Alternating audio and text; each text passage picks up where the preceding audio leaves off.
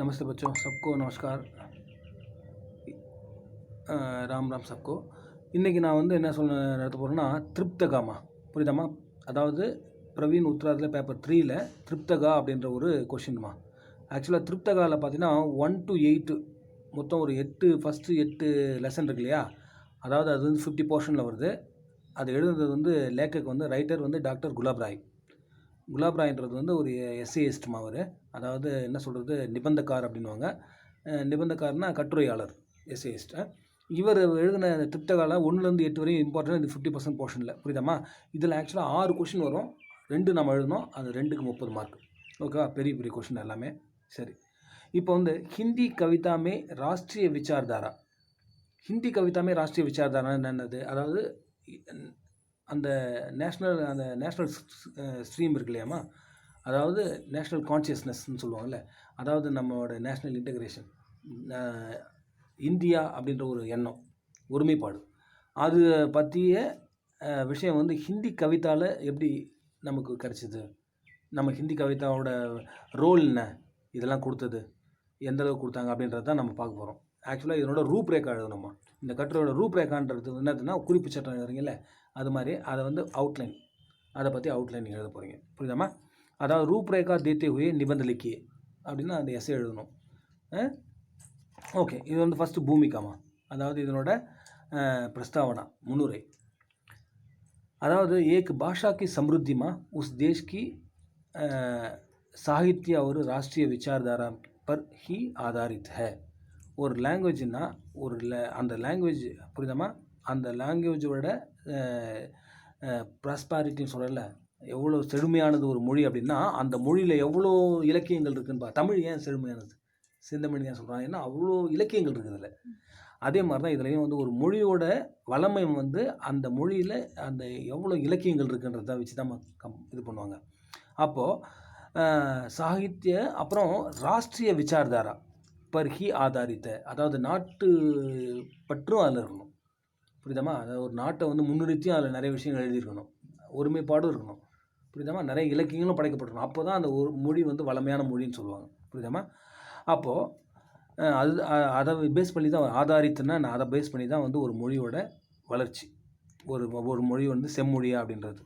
அப்போது டாக்டர் குலாப் ராய் வந்து இஸ் நிபந்த் மே राष्ट्रीय विचारधारा में हिंदी कविताओं का योगदान का वर्णन किया है. அதாவது ஹிந்தி கவிதையால் இந்த ராஷ்ட்ரிய இது இருக்குல்லம்மா, அதாவது இந்திய ஒருமைப்பாட்டுக்குள்ள ஹிந்தி கவிதை என்ன பார்ட்டிசிபேஷன் பண்ணியிருக்கு, இதுக்கு என்ன அளவுக்கு இதனோட யோகதானம் என்னது, இது எந்த அளவுக்கு பார்ட்டிசிபேட் பண்ணியிருக்கு, எந்த அளவுக்கு இது வந்து ஒரு என்ன சொல்கிறது, ஒரு கடமை ஆற்றிருக்குன்னு சொல்கிறோம்ல, அப்படின்றது தான் இது விளக்குறாரு அவர். अदावद उन्होंने हिंदी साहित्य के काल विभाजन को इस निबंध का आधार बनाया.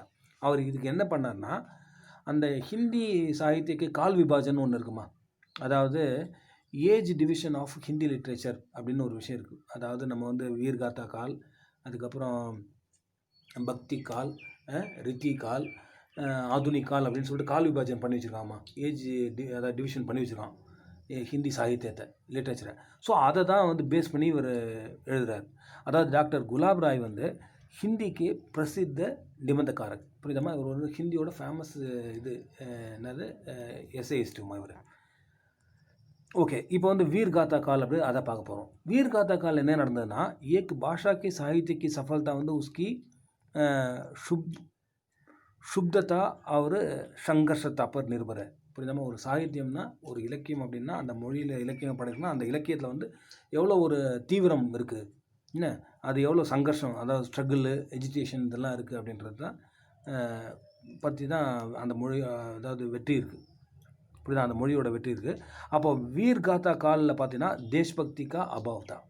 வீர்காத்தா காலில் வந்து தேஷ்பக்தி ரொம்பவும் உக்ரமாக இருந்திருக்குமா, ரொம்பவும் அதிகமாக இருந்திருக்கு. அப்போ வந்து ராசோ கிரந்த் மே அந்த ராஜஸ்ட்ரிய கவி ராஜாக்கே அந்த யசோதான் கர்த்தா தான். அதாவது ராசோ கவிகள்லாம் இருந்தாலும், அதாவது வீர்காத்தா காலில் வந்து பெரும்பாலும் அதாவது பிருத்திவிராஜ் ராசோ அப்படின்ற கவிதைலாம் வந்திருக்கு. அதாவது அந்த ராசோ கவிஞர்கள் என்ன பண்ணாங்கன்னா, ராஜாஸ்ட்ரிய தான் அவங்க, ராஜா கிட்ட வந்து புரவலர்கள் ராஜா அவங்கக்கிட்ட தான் இருந்தாங்க அவங்க.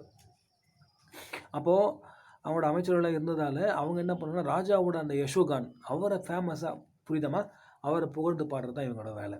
அப்போ ஹிந்து தர்ம பேபி व्यक्तिगत அந்த மாணவ மண் இருக்கலவா ஹி பிரதானத்தா ரஹி.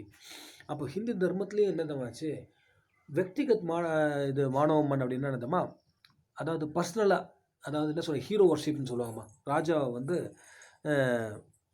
தூக்கி பிடிக்கிற மாதிரி தான் என்னது இம்பார்ட்டன்ஸ் கொடுக்குற மாதிரி தான் இது கவிதைகள்லாம் இருக்கும்.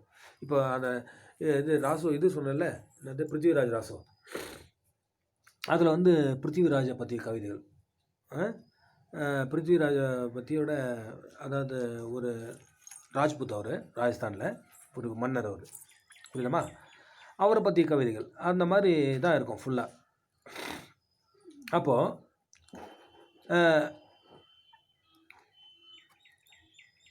पृथ्वीराज रासो और बिसलदेव रासो और हम्मीर रासो में राजाओं की वीरता और प्रेमांतता का ही वर्णन मिलता है. அதாவது வீரத்தா அண்டு பிரேமாந்தத்தா அப்படின்னா அவங்களோட வீரம் அது இல்லாமல் அவங்களோட அந்த இன்ஃபாக்சுவேஷன் சொல்கிறாங்கம்மா. அதாவது அவங்க வந்து அவங்க இன்பம் தூக்கிறாங்கல்ல அதை பற்றினா வர்ணனையை தான் அந்த கதை. அவர் அந்த இல்வாழ்க்கை மனைவி மக்கள் அவங்க வாழ்கிறாங்கல்ல அது இன்ஃபாக்சுவேஷன் அவங்க அதை பற்றி தான் கவிதை இருக்கும். அதுக்கடுத்து பக்தி காலில் பார்த்தீங்கன்னா பக்தி காலில் வந்து முகல் சாம்ராட் இங்கே தான் வந்தாங்கம்மா. அப்போ தான் முஸ்லிமானோட ஆக்கிரமணம் இந்தியாவில் நடந்துச்சு. அப்போது இந்தியாவில் இருந்த இந்த மன்னர்களே வந்து அவங்ககிட்ட அடிமையாயிட்டாங்க. அப்போது இவங்களுக்கே ஆசிரியம் கிடையாது, இவங்களுக்கே யாரும் இவங்களையே காப்பாற்றுறதுக்கு யாரும் இல்லை. அப்போ புலவரை யார் காப்பாற்ற போகிறாங்க கிடையாது. அப்போ கவிஞர்கள்லாம் கடவுளை நம்ப ஆரம்பிச்சிட்டாங்க, கடவுளை பற்றி புகழ்ந்து ஆரம்பித்தாங்க. ஏன்னா இப்போ வந்து அவங்கள காப்பாற்றுறதுக்கு யாருமே இல்லை. இவங்களை காப்பாற்றுறதுக்கு ராஜா இருந்தாமா. இப்போ ராஜாவும் செத்து போயாச்சு. அது செத்து போயிடுச்சுன்னா ராஜாவே இப்போ மகாராணா பிரதாப் சிங் பார்த்தீங்கன்னு வச்சுக்கோமா. இவர் என்ன சொல்கிறது பிருத்திவிராஜ் ராசோ இதெல்லாம் பார்த்தீங்கன்னா மகாராணா பிரதாப் சிங் வந்து பார்த்தீங்கன்னா 20 வருஷம் அக்பரு கூட சண்டை போட்டுட்டு மேவார் நாட்டில் அவர் இல்லவே இல்லை, காட்டிலே சுற்றி நின்றார். அப்போது அவர் போய் என்ன இது பண்ண முடியும் புரியுதாமா. அப்போ அவருக்கே அதாவது பக்தி காலில் பார்த்தீங்கன்னா பக்தி கால்மே பில்குல் ராஷ்ட்ரியத்தா வந்து லுப்த் ஹோ கயி. ராஷ்ட்ரியத்தாவே வந்து அப்போ வந்து இவங்க எல்லாம் முகல் சாம்ராஜ் உள்ளே வந்ததால் அந்த நேஷ்னல் கான்ஷியஸ்னஸ் வந்து லுப்த் ஹோ கயின்னா மிஸ் ஆகிடுச்சு. அப்போது முஸ்லிமானோக்கி ஆக்கிரமணம் से मंदिर नष्ट हो रहे थे. அங்கெல்லாம் வந்து நம்மளுடைய மதத்தை காப்பாற்றுறதே பெரும் விஷயம் ஆயிடுச்சு. ஏன்னா எல்லாம் இருக்கிற கோவில்லாம் அவனுக்கு உடைக்க ஆரம்பிச்சிட்டாங்க புரியுதாம்மா. அப்போது பாரதிய ராஜா வந்து குது வந்து நிராசிரிய ஹோகே. அவங்க ராஜாவே வந்து அவங்களுக்கு சொந்த வீடு இல்லாமல் போயிடுச்சு, நாடு இல்லாமல் போயிடுச்சு. அப்போ கவி अपनी रक्षा के लिए ईश्वर के ध्यान में थे. அப்போது மக்களை காப்பாற்றணும்னா இனிமேல் ராஜாவால் காப்பாற்ற முடியாது, இவன் கடவுள் தான் அதை காப்பாற்றணும்னு சொல்லிட்டு எல்லா கவிஞர்களும் அந்த இது கடவுளை புகழ்ந்து எழுத ஆரம்பிச்சிட்டாங்கம்மா புரியுதா. அவர் பஜன் கர்னலுக்கு கடவுளை பற்றி பஜன் அதான் அப்போ தான் எழுதுனது தான் இது. பக்தி காலில் தான் இந்த ராம் சரித மானஸ் துளசிதாஸ் எழுதினார், சூர்சாகர் புரியுதாம்மா சூர்தாஸ் எழுதினார், அதெல்லாம் அப்போ வந்தது தான். அப்போது துளசிதாஸ்க்கு புரியுதாம்மா तुलसीदास की रामायण में பார்த்தீங்கன்னா उन्हें राष्ट्रीय कथा को आध्यात्मिकता का रूप मिला. அப்போ வந்து ஆக்சுவலாக ராமாயணில் பார்த்தீங்கன்னா துளசிதாஸ் எப்படி கொடுத்துருப்பாருன்னா அங்கே வந்து ராஷ்ட்ரியத்தாவை அவர் எழுதியிருக்காருமா. அதாவது நாட்டுப்பற்று அவர் எப்படி இருக்காருன்னா ஆத்தியாத்மிகதா அப்படின்னு சொல்கிறார். ஆத்தியாத்மிகதா அப்படின்னா ஸ்பிரிச்சுவாலிட்டி, அதாவது மதம் கடவுள் அப்படின்ற மாதிரி கொண்டு வந்துட்டார்மா அவர் அந்த ஒருமைப்பாட்டை அப்படி கொண்டு வந்து எழுதிப்பார். मुगल के ज़माने में महाराणा प्रताप ही अपनी स्वतंत्रता के लिए लड़ते रहा. மகாராணா பிரதாப்மா அவர் தான் சொன்ன மேவாரோட மன்னன், அவரே இவரை எதிர்த்து இந்த முகல் சாம்ராட்டை எதிர்த்து கடைசி வரையுமே போராட்டமே பண்ணிகிட்டு இருந்தார்மா. அதாவது 20 வருஷமாக அவர் காட்டிலே சுற்றிட்டு இருந்தார், அவ்வளோ கஷ்டப்பட்டார். அப்போது அந்த டைமில் வந்து उनकी वीरता देशभक्ति जाति प्रेम ஆதி பரி கவிதாயும் लिखी गई. அப்போது அந்த மன்னர்களோட வீரம் புரியுதாம்மா, அவங்களோட வீரம், அவங்களோட தேசபக்தி, அவங்களோட ஜாதி பிரேம் புரியுதாம்மா, அதை பற்றிலாம் வந்து கவிஞர்கள் வந்து நிறைய கவிதைகள்லாம் எழுதினாங்க. மகாராஜா வீர் சிவாஜி இருக்கார்லம்மா, அவரோட கவிஞர் யாருன்னா பூஷன்மா.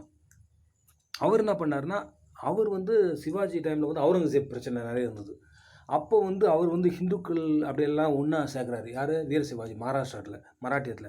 அப்போ அந்த பூஷன் பற்றி நிறைய கவிதைகள் வந்துமா, அதில் மூலிமா ராஷ்ட்ரிய சேத்தனா இருக்குல்ல, அந்த நேஷ்னல் கான்ஷியஸ்னஸ், அந்த நாமெல்லாம் இந்தியன்ற அந்த உணர்வு, அதை வந்து அப்போ அவங்க கவிதை மூலிமா பிரபலியப்படுத்துனாங்க. புரியுதாமா? அப்போ முகல் தர்பார்லேயும் கவிதைஞர்கள் இருந்தாங்க. मुगल दरबार की जो कविते ना वो विलासमय ரச்சனா ஹி கத்தே. அவங்க ரொம்ப லக்ஸூரியஸ் லைஃப்மா அவங்களுக்கு. அவன் ஃபுல்லாக முகல் சாம்ராட் தான் வாரி வழங்கினால, அதனால் அவங்க என்ன பண்ணாங்கன்னா விலாசமய ரச்சனா, அதாவது எல்லாமே ரொம்ப ஜாலியாக அவங்க என்ஜாய்மெண்ட் பண்ணி சந்தோஷமாக லக்ஸூரியஸான வாழ்க்கை முறையை பற்றி கவிதைகள் எழுதினாங்க அவங்க. அதுக்கடுத்த ஒரு கால் வந்து ரித்தி காலில் பார்த்தீங்கன்னா அவுரங்கஜீப் அதாவது ரித்தி கால்ன்றது ஒரு இருண்ட காலம் மாதிரி. அது एक्चुअली அது ரித்தி काल में औरंगजेब का धार्मिक कट्टरता का तीव्र हो गई है. புரியுமா? தார்மிக் கட்டர்பந்திமா அவர். ஏன்னா அவர் வந்து ஒரு தீவிரமான முஸ்லீம். அவர் புரியுதாமா? யாருமே இந்து இருக்கக்கூடாதுன்னு நினச்சவர் அவர். அப்போது ரித்தி काल में அதாவது அவுரங்கஜீப் கி தார்மிக் கட்டரத்தா தீவிர ஹோகை. அவர் வந்து ரொம்ப தீவிரமான ஒரு மதவாதிமா அவர். தப்பு மகாராஜா, அப்போ தான் மகாராஜா சிவாஜி இருந்தார். அப்போது அவர் என்ன பண்ணார்? தேஷ் பக்தி, அவர் வீரதாமே ராஷ்ட்ரியத்தாக்கி ஜலக் மில்தி ஹே. அவரோட அப்போ வந்து அவனுக்கு அகென்ஸ்டாக அவரோட தேசபக்தி, மக்களெல்லாம் ஒன்று திரட்டி இல்லைம்மா. அந்த டைமில் தான் இந்த கணபதி பூஜையெல்லாம் வந்தது. அவங்களெல்லாம் திலகரும் அந்த இவர் இருக்கார்ல வீர சிவாஜி, அவங்க தான் வந்து ராஷ்ட்ரிய ஏகத்துக்காக அவரை கொண்டு வந்து நம்ம மக்களை ஒற்றுமைப்படுத்தினாங்க. அப்போ உன்கே தர்பாரி கவி தான் இந்த பூஷன். அவர் என்ன பண்ணார்? சிவாஜிக்கு அந்த சௌரிய, அவரோட வீரம், ஹிந்து தர்ம பர் உன்கி ஸ்ரத்தா, அவர் எப்படி ஒரு ஹிந்து மதத்து மேலே எவ்வளோ ஒரு தீவிரமான நம்பிக்கையுடையவராக இருந்தார், அவரோட பக்தி எப்படி, புரியுதாமா? பவானி, ஜெய் பவானி அப்படின்னு சொல்லுவார் அவர். அப்போ பவானியோட பக்தி. அப்போது ஆதிமே அந்த ராஷ்ட்ரியத்தாக்கி ஜாகிருத்தி மில்தித்தி, மக்களுக்கு வந்து ஒரு விழிப்புணர்வு உண்டாச்சுமா, அதாவது எழுச்சி உண்டாச்சு. புரியுதாமா? ராஷ்ட்ரியத்தா, அதாவது நம்ம இந்திய தேசம் அப்படின்ற ஒருமைப்பாடு ஒன்று அதிகமாகுது. அப்போ ரித்தி கால்மே கவி வந்து சாட்டுக்காரித்தாமே ஹி அப்பனா சமய நஷ்ட் கர் ரே தே. சாட்டுக்காரித்தானா அப்போ வந்து மென்மையாயிட்டாங்கம்மா கவிஞர்கள், ஸ்மூத்னஸ்ஸாக ஆகிட்டாங்க. ரொம்ப பெரிய ஒரு தீவிரமான கவிதைலாம் எழுதலை. ஆதுனிக் காலில் வந்தவுடனே திரும்ப தீவிரமாக எழுத ஆரம்பிச்சிட்டாங்க. புரியுதாம்மா? அப்போது இது வந்து அப்பனே சமய நஷ்டக்கரத்தை வந்து இதில் கவிஞர்கள்லாம் யார் பண்ணால் பூஷன்மா, சுதான், அவர் தம்ரஜங்கு, புரியுதாம்மா, அவர் சத்ரசால், இவங்கெல்லாம் வந்து ஆதி கவியுங்க காரன் வந்து ராஷ்ட்ரியத்தாக்கா ஜாகரன் குவா, அது ரீத்தி காலில் இவங்கெல்லாம் கவிஞர்கள். அதுக்கு அடுத்தாமல் ஆதுனிக் கால் வருதுமா. ஆதுனிக் கால்னால் மாடர்ன் ஏஜாக தான். அந்த ஏஜில் பார்த்தீங்கன்னா 19वीं சதாப்திமா, 19th century. அப்போ தான் அங்கிரேஜி உள்ளே வரான். யார்? பிரிட்டிஷ்காரன் உள்ள அங்கிரேஜி ஆயே பிரிட்டிஷ்காரன் உள்ளே வந்துட்டான். அப்போ தேஷ்மே வந்து ராஷ்ட்ரிய சேத்தனா ஜாகிருத். திரும்பவும் 600 வருஷமாக நம்ம முகலுக்கு அடிமையாக இருந்தோம், இப்போ 200 வருஷமாக இவனுக்கு அடிமையாக இருக்கிறோம் பிரிட்டிஷ்காரனுக்கு. அப்போ என்ன ஆகுது? அப்பவும் நமக்கு வந்து ராஷ்ட்ரிய சேத்தனா வருது. திரும்பவும் நம்ம ஒருமைப்பாடு, நம்ம ஒன்று இந்தியா அப்படி அந்த உள்ளுணர்வு, புரியுதமாக கான்ஷியஸ்னஸ் வருது. அப்போது சன் 1857 வந்து பிரதம சுதந்திரதா சங்கிராம் ஹுவா. அப்போ வந்து 1857 வந்து இந்தியா ஃபஸ்ட் இந்தியன் இண்டிபெண்ட் இது நடந்ததுமா, வார் நடந்தது. ஞாபகம் இருக்கா? முதல் இந்திய சுதந்திர போராட்டம் நடந்தது. ஆனால் அதில் வந்து நமக்கு அசஃபல்தா கிடச்சிது, நம்ம தோற்றுட்டோம். उसमें असफलता मिलने से पर भी राष्ट्रीय भावना के पेड़ जो है बढ़ने लगा. அப்போ நம்ம தோற்றா கூட இருந்தாலும் அந்த உணர்வு ஒன்று, புரியுதாமா, இந்தியன்ற உணர்வு வந்துருச்சு. அடுத்த முறை நம்ம ஜெயிக்கணுன்ற இது எண்ணம் வந்துருச்சு ஜனங்களுக்குள்ளே, புரியுதாமா? அப்போது பரதேந்திர ஹரிச்சந்திர இருக்கார்லம்மா, அவர் தான் வந்து அதாவது இந்த ராஷ்ட்ரிய சேத்தனான்னு சொல்கிறோம்ல, இந்திய தேசிய ஒருமைப்பாடு, இதை வந்து பூக்கர் அப்படின்னா ஊதி பெருசாகிறது, பலூன் ஊதி பெருசாகிற மாதிரி இந்த எண்ணத்தை வந்து அவர் கவிதை மூலயமா எழுதி பூக்கர் ஹவா பர்னான்னு சொல்லுவாங்க. அதை காற்றை நிரப்புறது, ஊதி அந்த மாதிரி என்ன பண்ணுறது. दमन नीति அவர் சொல்கிறாங்க. दमन नीति के कारण कवि देशभक्ति पूर्ण जागरण गीत गाने लगे. எல்லாருமே இப்போ ஆக்சுவலாக நம்ம தமிழில் பார்த்தீங்கன்னு வச்சுக்கோமா, பாரதியார் மட்டும்தானே நேஷ்னல் இது போயிட்டு. இந்தியில் வந்து இந்த ஆதுனிக் காலில் ஏகப்பட்ட பேர் இருக்காமா நேஷ்னல் போயிட்டு, புரியுதாமா? அப்போது ராஜாராம் மோகன் ராய் இருந்திருக்கார், புரியுதாமா? அவர் யார்? கேசவ் சந்திர தேவ் இருந்திருக்காரு. இவங்க 2 பேர் என்னது பிரம்ம சமாஜத்தில் இருந்தாங்க, புரியுதாமா? அதுக்கப்புறம் மகாதேவ் ரானடே இருந்திருக்கார், அவர் வந்து பிரார்த்தனா சமாஜில் இருந்திருக்காரு. அவர் மகரிஷி தயானந்தர் இருக்கார், அவர் வந்து ஆரிய சமாஜில் இருக்கார். ஆதினே இவங்களும் ராஷ்ட்ரியத்தா ஜகாய், புரியுமா? இவங்களாம் சபை மூலயமா இவங்க வந்து நம்ம இந்திய தேச அந்த ஒருமைப்பாட்டை இவங்க வந்து ஒரு பக்கம் வந்து எழுச்சி பண்ணுறாங்க, புரியுதுமா? அது இல்லாமல் கவிஞர்கள் ஒரு பக்கம் பண்ணிட்டு இருக்காங்க, இவங்க ஒரு பக்கம். அப்போ ஹிந்தி பத்திரிகா சரஸ்வதிமா, ஹிந்தி ஹிந்தி நியூஸ் பேப்பர் அது துவாரா அந்த மகாதேவி இது மகாவீர் பிரசாத் திவேதின்னு ஒருத்தர் இருக்கார், திவேதி யுக். பரதேந்திர ஹரிச்சந்திரன் ஒருத்தர் இருந்தார், மகாதேவின்றது இவர் மகாவீர் பிரசாத் திவேதி. இந்த திவேதி இவங்கெல்லாம் என்ன பண்ணாங்க, ராஷ்ட்ரிய கீதோங்கா சமர்த்தன் கியா. இவங்கெல்லாம் வந்து இந்திய தேசிய கீதங்கள்லாம் எழுத ஆரம்பிச்சிட்டாங்கம்மா. அந்த டைமில் தான் இந்த வந்தே மாதரம், ஜனகன மன அதிநாயக, அப்போ பாரத் வர்ஷ சப்சே பியாரா அப்படின்ட்டு ஒரு அந்த பாட்டு, இதெல்லாம் ஆதி ஷீர்ஷக் லோக் ஜோ பிரிய பண்ணே. ஆதி ஷீர்ஷக்னா இந்த மாதிரி கவிதைகள்லாம் வந்து லோக் பிரிய பண்ணே, எல்லாருக்கும் பிடிச்ச பாடலாம் மக்கள் பாட ஆரம்பிச்சிட்டாங்க, புரியுதுமா? அப்போது சாக்கேதுன்னு ஒரு புக்குமா, அந்த साकेत में मैथिली शरण गुप्त जी ने गांधीवाद विचारधारा प्रकट की. அப்போது சாக்கேதுன்றது அது ஒரு பெரிய மகாகாவியம், அதை எழுதுனது வந்து மைதிலி சரண் குப்த். அதில் என்னென்னா காந்தி என்னென்ன, காந்தி என்னென்ன அவரோட கொள்கை என்ன, அதாவது உண்ணாமை, இது ஒன்று நம்ம உண்ணா நோன்பு இருக்கிறதுமா, அதே மாதிரி அஹிம்சை, பொய் சொல்லாத இருக்கிறது, இந்த மாதிரிலாம் பண்ணார்ல, சத்தியாகிரகம், அந்த அந்த பிரின்சிபலை வச்சு அதை வந்து அவர் என்ன பண்ணுறாரு, விசாரதாராக்கும் பிரகட்கியா, அவரோட அந்த எண்ணங்களை வந்து அவர் ஃபேமஸ் பண்ணார். அப்போ காந்திஜியோட பிரின்சிபல்ஸ் என்னென்ன, சத்திய, அஹிம்சா, சத்தியாகிரகு, அன்ஷன்னா அதான் அந்த ஃபாஸ்டிங் இருக்காங்கல்ல, என்ன சொல்கிறது, அது இங்கிலீஷில் என்ன சொல்லுவோமா, அதாவது உண்ணா நோன்பு இருக்கிறாங்கல்ல, ஃபாஸ்டிங், அதுக்கப்புறம் ஹங்கர் ஸ்ட்ரைக்குன்னு சொல்லுவாங்கம்மா, அதை ஹங்கர் ஸ்ட்ரைக்குன்னு சொல்லுவாங்க. அப்போ அன்ஷன்னு, அசஹயோக் அதாவது ஒத்துழையாமை இயக்கம், அதுக்கப்புறம் இந்த மாதிரி ஆந்தோலன்லாம் வந்து இந்த மாதிரி புரட்சியெல்லாம் வந்து என்னது, பிரபாவித் கவியோன்னே ராஷ்ட்ரிய அந்த ஜாகரன் கி கவிதாயே லிக்கி. அப்போ ஆட்டோமேட்டிக்காக இது மாதிரி நேஷ்னல் வந்து இது வந்து மேலுக்கு வரணும் அப்படின்னு சொல்லிட்டு ஒருமைப்பாட்டுக்காக நிறைய கவிதைகள்லாம் எழுத ஆரம்பித்தாங்கம்மா. இப்போ தான் அந்த நேஷ்னல் போயட்ஸ்னு எத்தனை பேர் இருக்காங்க பாரு ஹிந்தி கவிதையில் என்ன சொல்கிறேன், மைதிலி சரண் குப்துமா, ஷியாம் பிரசாத் ஷியாம் நாராயண் பாண்டேமா, அப்புறம் மாக்கன்லால் சதுர்வேதிமா, சுபித்ரா குமாரி சௌஹான்மா, ஜெயசங்கர் பிரசாத், சுமித்ரானந்த் பந்த், சூரியகாந்த் திரிபாட்டி நிராலா, ராம்தாரி சிங் தினகர், இவங்கெல்லாம் எல்லாமே ஆதி ராஷ்ட்ரிய கவி. இவங்க எல்லாமே நேஷ்னல் போய்ட்டு நான் சொல்கிறது பார்த்தீங்க எத்தனை பேர் பார்த்தீங்கன்னா, இவங்க அத்தனை பேருமே புரட்சி கவிதைகள் புரட்சியாக எழுதினாங்க எல்லாமே. அதனால தான் வந்து இந்தியாவுக்கு இண்டிபெண்டன்ஸ் ரொம்ப சீக்கிரமாக வந்தது, புரியுதுமா? அப்போ இன்கி கவிதாவுமே பிராச்சீன் பாரத் கி மஹிமா பி மில்தி ஹை. அவங்க வந்து அந்த காலத்தை மட்டும் எழுதலாமா, பழைய காலத்து ஏன்ஷியன்ட் டைமில் நமக்கு பாரத வருஷ சப்சே பியாரான்னு எழுதினாங்க. அதாவது அந்த காலத்துலேயும் நமக்கு எப்படி ஒருமைப்பாடு இருந்ததுன்றதை வச்சோம் அதையும் அவங்க எழுதினாங்க அவங்க, புரியுதாமா? திரங்கே ஜண்டேமே அந்த சர்க்கா இருக்குல்ல, அதாவது நம்மளோட மூவர்ண கொடி இருக்குல்லமா, திரங்கா ஜெண்டா ட்ரை கலர், அதில் வந்து ஒரு சர்க்கா இருக்குல்ல, அதாவது காந்தியோட அந்த சர்க்கா, அதையோட அதனோட மகத்துவபி ராஷ்ட்ரிய பாவனாக்கி, அதாவது பாவனாக்கா ஹீ பிரதீக், புரியுதாமா? அந்த சர்க்கா இருக்குல்ல, அது கூட ஒரு சிம்பிள் தான், அது இந்தியாவோட ஏக்கத்தாக்கு சிம்பிள் தான் அந்த அந்த இது தர்ம சக்கரம், புரியுதாமா? அதுக்கப்புறம் வீர்காத்தா காலிலிருந்து ஆதுனிக் கால் வரைக்குமா, இது வந்து சாகித்ய கா விகாஸ்மே அந்த ஒரு சங்கீர்ண பாவனையே நஷ்ட ஹோகி. இப்போது இதில் வந்து நமக்கு வந்து ஒரு குறுகிய எண்ணம் இருந்தது, நம்ம வீரகாத்தா காலிலேருந்து இந்த ஆதுனிக் கால் வரைக்கும் இந்த மனசு நம்ம வந்து ஒரு க்ளோஸ்டு ஒரு இது இருந்தது இல்லை, எண்ணம், குறுகிய ஒரு எண்ணம் இருந்தது, அது போயிடுச்சுமா. அது போயிட்டு அந்த ராஷ்ட்ரிய விசாரதாரான்னு சொல்கிறான், நம்ம எல்லாம் இந்தியர்கள்ன்ற பெரிய லெவலில் ராஷ்ட்ரிய உதார் பாவனா, புரியுதமா? ராஷ்ட்ரிய உதார் பாவனா ஜாகூட்டி, புரியுதமா? அது தானாக வந்து அந்த மாதிரி எண்ணம் வந்துடுச்சு. அப்போ ஆத்ம கௌரவம் என்னமா, செல்ஃப் ரெஸ்பெக்ட் அப்படின்றதுக்கா ஆதார் தியாக் பனா, அதுக்கு வந்து ஆதாரமாக அதை மாறிச்சுமா, புரியுதமா? அதாவது செல்ஃப் ரெஸ்பெக்ட் இல்லாதால் தான் இவன் வந்து 800 வருஷம் அடுத்தவனுக்கு அடிமையாக இருக்கிறான்.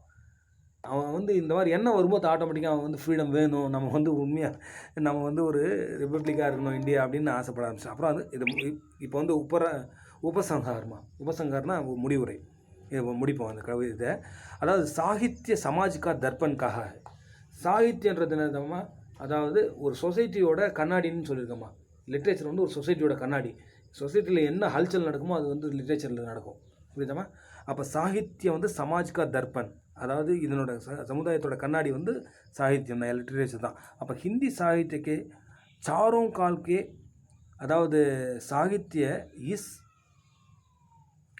उक्ति को प्रमाणित करते हैं, वो देश काल के काल के अनुसार साहित्य विचारों की परिवर्तन में राष्ट्रीय विचारधारा की कविताएं स्थायी है और वे राष्ट्रीय एकता और देशभक्ति को ஜக்தி ரேகி புரியுதமா. அந்த டைமில் வந்து ஒவ்வொரு டைம்லையும் பார்த்திங்கன்னா உனக்கு வந்து நம்ம அந்த நேஷ்னல் இன்டகிரேஷன், அதுக்கப்புறம் அந்த என்ன சொல்கிறது, அந்த ஏக்கத்தா, ராஷ்ட்ரிய ஏக்கத்தா, இதை வந்து ஒவ்வொரும் தேசபக்தி, இதில் வந்து எப்பயுமே வந்து ஜாகுரன் சொல்கிறது, நான் எழுச்சி பண்ணுற மாதிரி தான் கவிதைகள் இருந்தது. ஓகேம்மா. இது வந்து ஃபஸ்ட்டு லெசன் முடிஞ்சது. மொத்தம் 8 லெசன் ரொம்ப இம்பார்ட்டண்ட்டு. அடுத்து 2வது வந்து ஹிந்தி காவியமே பிராகிருத்திக் சித்திரன்மா. இதுவும் ரொம்ப இம்பார்ட்டன்ட். புரியுதாம்மா. அதாவது 8 லெசன் இம்பார்ட்டன்ட் அதில் 8மே பார்க்கணும். 8ம் நம்ம படிச்சிடுவோம். 8ம் எடுத்துறேன். அதாவது ஹிந்தி காவியமே பிராகிருத்திக் சித்திரன் அப்படின்னா என்ன? ஹிந்தி காவியத்தில் இப்போ நம்ம பார்த்தது வந்து ராஷ்ட்ரிய விசாரதாரா பார்த்தோம்ல, இப்போ வந்து பிராகிருத்திக் சித்திரன். இது பார்த்திங்கன்னா உனக்கு வந்து எந்த காலம் தேவமா, இது வந்து அந்த இது, அதாவது சாயாவாதின்னு சொன்னல, அதாவது இயற்கையை வந்து அந்த இயற்கையை வந்து நியூ ரொமாட்டிசம் அப்படின்னு சொல்கிறோம்ல, நியூ ரொமாட்டிசம், அதாவது இயற்கையும் பர்சனலைசேஷன் சொல்கிறோம்லம்மா, ஹியூமனைசேஷன் பர்சனலைசேஷன் சொல்கிறோமே, அதாவது அந்த பிராகிருத்திகா சித்திரன், இயற்கையோட எப்படி ஒன்றிணைஞ்சாங்க அதை பற்றி எழுத ஆரம்பித்தாங்க அந்த கவிதைகள். அது வந்து சாயாவாதில். ஸோ அதை பற்றி தான் வந்து நமக்கு இந்த தலைப்பில் குலாப் ராய் வந்து செகண்ட் லெசன் இது ஹிந்தி காவியமே பிராகிருத்திக் சித்திரன். புரியுதாம்மா. அதாவது இது வந்து ரூப்ரேகா தைத்திய ஹுயே நிபந்த் லிக்கிய, இந்த தலைப்பு கொடுத்துட்டு அதுலேயும் வந்து நமக்கு வந்து இது குறிப்பு சட்டம் எழுதணும்மா. குறிப்பு சட்டம் போட்டு நிபந்தம் எழுதணும். புரியுதாம்மா. எஸ்ஏ. அப்போது இதில் வந்து ஃபஸ்ட்டு வந்து உனக்கு பிரஸ்தாவனா முன்னுரை. அதில் வந்து பார்த்திங்கன்னா மனுஷியா ஒரு பிராகிருதி தோனுக்கா நிக்கட் சம்பந்த, மனுஷனுக்கும் அந்த பிராகிருதி இருக்கிற நம்ம நேச்சருக்கும் எப்பயுமே ஒரு ரொம்ப க்ளோஸ் சம்பந்தம் இருக்குமா. அப்போ சாகித்ய மாணவ குணோக்கே விசார்க்கே சாத்து பிராகிருத்திக் சௌந்தர்ய காபி சித்திரன் கர்த்தா है. புரியுதமா. சாகித்யம் வந்து எப்பயுமே இலக்கியம் பார்த்தீங்கன்னா வெறும் மாணவ குணோக்கி சித்திரன் மட்டும் பண்ணவில்லை, மனுஷனோட மென்டாலிட்டி மட்டும் அவங்க செய்யலாமா. அது இல்லாமல் பிராகிருத்தியோட சௌந்தர்யம் இருக்குல்ல, அது இயற்கையோட அழகு, அதையும் அவங்க நிறைய வர்ணிக்கிறாங்க. புரியுதாம்மா. அதையும் பண்ணுறாங்க. சாயாவாத் கவிதா தோ பிராகிருத்திகா மாணவிகரன் கர்த்தா. சாயாவாத் கவிதான்னா மாணவிகரன் அப்படின்னா ஏற்கனவே சொன்ன மனிதமயமாக்குதல், அதாவது பிராகிருத்தியை வந்து மனுஷனை அதை வச்சு கம்பேர் பண்ணி பர்சனலைஸ் பண்ணி எழுதுறது தான் அந்த சாயாவாதி கவிதா. அப்போ ஹிந்தி காவியமே பிராகிருத்திக் சித்திரன் பர் தியான் தேங்கே.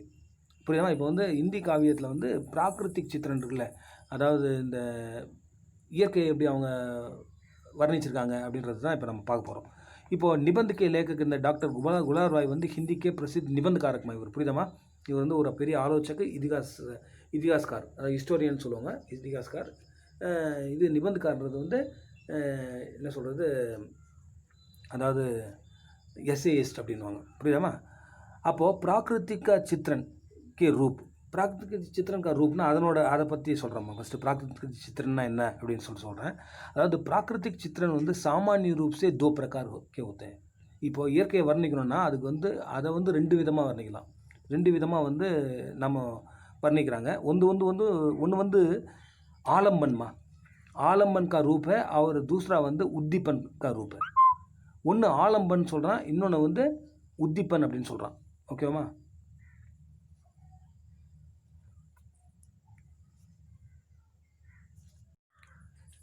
அதாவது ஆலம்பன் சொன்னலாமா. ஆலம்பன் அப்படின்றது என்ன வந்து எம்பரேஸ்மெண்ட். எம்பரேஸ்னால் சஹாரா அல்லது வந்து ஆஷ்ரை, எதையாவது ஒன்று டிபெண்ட் பண்ணியிருக்கிறதுமா. அதாவது ஆலம்பன் ஒன்று இருக்குது, இன்னொரு ரூபம், அதாவது 2 ரூபம் இருக்குது. புரியுதாமா. அதாவது பிராகிருத்திக் சித்திரனில் பார்த்தீங்கன்னா 2 ரூபம், சாமானிய ரூப்ஸே நார்மலாக 2 ரூபம் இருக்குது. அது வந்து ஆலம்பன் ஒன்று சொன்னால் இன்னொன்று உத்திப்பன் சொல்லியிருக்கேன். அப்போ ஆலம்பன் அப்படின்றது எம்ப்ரேஸ், அதாவது ஒருத்தரை டிபெண்ட் பண்ணியிருக்கிறது, இல்லை ஒருத்தரை வந்து சஹாரா அல்லது ஆஷ்ரைன்னு சொல்லியிருக்கேன். அது எப்படின்னா, இப்போ ரஸ்ன்னு எடுத்துக்குமா, இதை ரஸ் தானே, இது ரஸ்ன்னு ரஸ்ன்னு சொல்லுவாங்கள்ல. அப்போ ரஸ்ன்னு பார்த்தீங்கன்னா ஏக் சாத் ஜிஸ்கே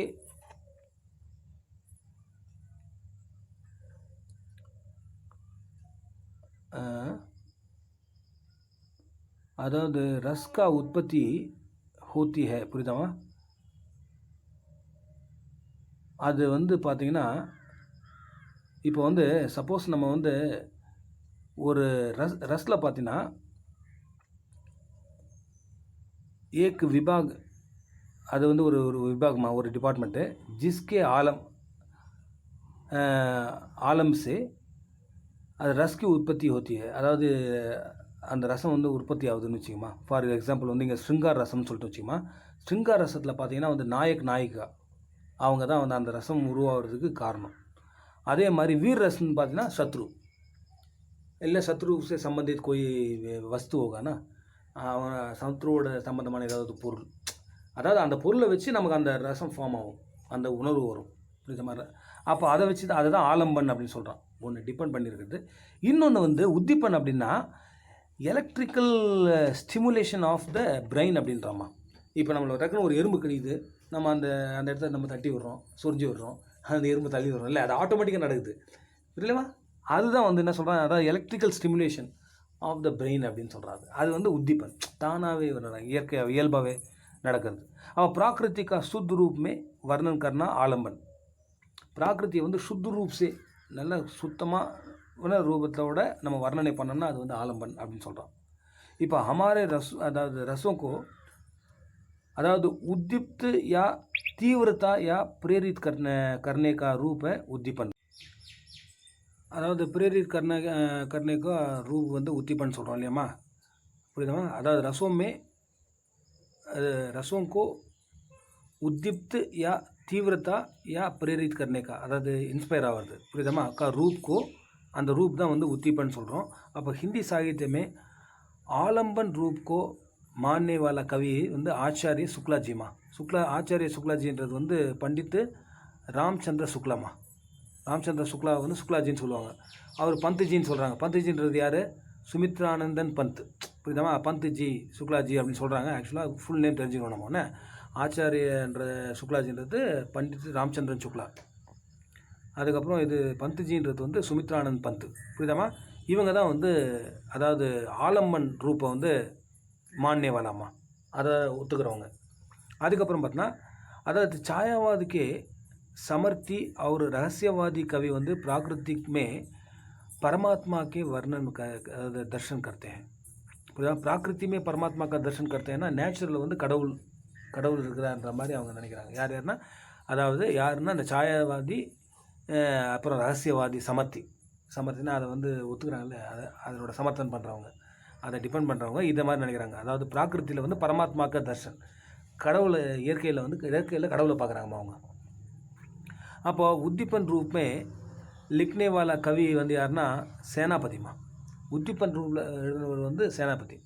முதல்ல இது சொன்னேன், அது என்ன சொல்கிறது, ஆலம்பனில் சொன்னல அந்த இது சுக்லாஜியும் பந்த்ஜியும், அதே மாதிரி உத்திப்பனில் எழுதுறது யாருன்னா சேனாபதி. वियोग के दृश्य में प्रकृति का वर्णन வந்து அதிக் मिलता है. வியோக்னா என்ன சொல்கிறது, கணவன் மனைவியில் பிரிஞ்சிருக்காங்கல்லம்மா, செப்பரேஷன், அதாவது அந்த லோன்லினஸ் இருக்குல்ல, தனிமை, அதுதான் வியோகன்னு சொல்கிறாங்க. அதில் வந்து வியோக் கே தர்ஷன் மே பிராகிருத்திக் का वर्णन வந்து அதிக் मिलता है, அதில் அதிகமாக கிடைக்கும். பிராகிருத்திக் வந்து பூர்வானுபவுத் சுக்கோங்கி, அதாவது ப்ரீ டிட்டர்மெண்ட் சுக் அப்படின்றாமா. நம்ம முன்னையே நம்ம இதுதான் சுகம் அப்படின்னு ப்ரீ டிட்டர்மின் பண்ணி வச்சுருப்போம்ல, அதாவது அதை வந்து कि साक्षी बनकर स्मृति को அதாவது அந்த சஜீவத்தா பிரதான் கர்த்தி है, புரியுதாமா? சாட்சி பன்கர், அதாவது ப்ரீ டிட்டர்மினை சாட்சியாக வச்சுட்டு அது வந்து ஸ்மிருதி அப்படின்றது என்ன, மெமரிக்கோ சஜீவத்தா பிரதான் கர்த்தி है. மெமரி இருக்குல்லம்மா, நம்மளோட அந்த எண்ணம், அவருக்கு வியோக்னா அந்த ஆப்ஷனில் வந்து நம்மளோட எண்ணம் வந்துகிட்டே இருக்குல்ல, அந்த எண்ணத்தை வந்து சஜீவத்தான, சஜீவ்னா டெக்கரேஷன்மா, அதை வந்து டெக்கரேட் பண்ணுது. அது ஸ்மிருதி என்னென்ன, அதாவது மெமரி. விரக் பர் படா காம் கர்த்தியே. விரக்னா என்ன சொன்னேன், பிரிஞ்சிருக்கிறது தானே சொன்னேன். பிரிஞ்சு இருக்கிறதுல வந்து மெமரி வந்து பெரிய படா காம் கர்த்தினா, மெமரி தான் பெரிய வேலை செய்யுது. அப்போது அதாவது அவங்களோட நினைப்பு தான் வந்து பெரிய தாக்கத்தை உருவாக்குது. அப்போ வந்து सूर के काव्य में गोपी उद्धव संवाद में प्रकृति के अनेक दृश्य अर्थात दृष्टिगोचर होते हैं. अब सूर की அந்த காவியம் இருக்குல்ல, சூர்தாஸ் காவியம், அதில் பார்த்தா கோபி வந்து அந்த உத்தவ் சம்வாத்மா, அந்த அவங்க ரெண்டு பேரும் பேசிக்கிற டயலாக்ஸ்லாம் பார்த்தீங்கன்னா அதை கண்ணனை பிரிஞ்சிருக்கிறாங்கல்ல கோபியர், அப்போ வந்து அந்த விறகு பற்றி நிறைய வரும் சம்பாஷணைகள்லாம். அந்த சம்வாத் இருக்குல்ல டயலாக்ஸ், அதை வந்து பிராகிருத்திக அநேக திருஷ்ய வந்து திருஷ்டிகோன் அப்படின்னு வச்சுற, திருஷ்டிகோன்னா அந்த அந்த ஆங்கிளில் வந்து பிராகிருத்தியை வந்து நேச்சர் வந்து பார்க்குறாமா, பார்த்து எழுதியிருக்காரு சூர்தாஸ். அப்புறம் சாயாவாதின்னா என்ன சொன்னல, அதாவது பிராகிருத்திக்கோ மானவீகரன் கர்னா சாயாவாத். பிராகிருதியை வந்து நம்ம பர்சனலைசேஷன் பண்ணாவோ ஹியூமனைசேஷன் பண்ணாவோ அதை சாயாவாதம்னு சொல்லுவாங்க. அதாவது ஸ்ரீதர் பாட்டக் இருக்காருமா கி காஷ்மீர் சுஷ்மா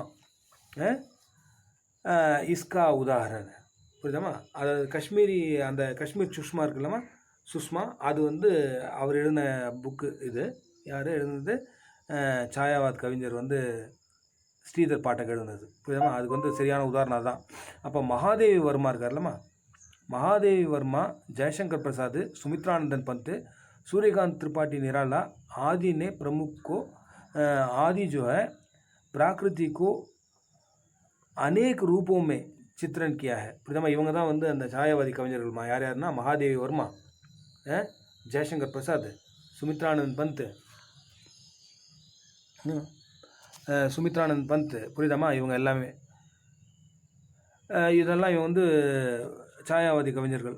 ஓகேவா. மகாதேவி வர்மா, ஜெயசங்கர் பிரசாத், சுமித்ரானந்த் பந்த், சூரியகாந்த் त्रिपाठी निराला இவங்கெல்லாம் आदि ने प्रकृति के अनेक रूपों को चित्रण किया. புரியுதாம்மா. அதாவது இயற்கை எல்லா வடிவத்தையும் அவங்க வந்து எழுதியிருக்காங்க. அப்போ प्रकृति और मनुष्य में அதாவது अध्यात्मवाद प्राकृतिक रहस्यवाद मूल में है. புரியுதாம்மா. அதாவது प्राकृति और मनुष्य में புரியுதுமா. அவங்களோட வந்து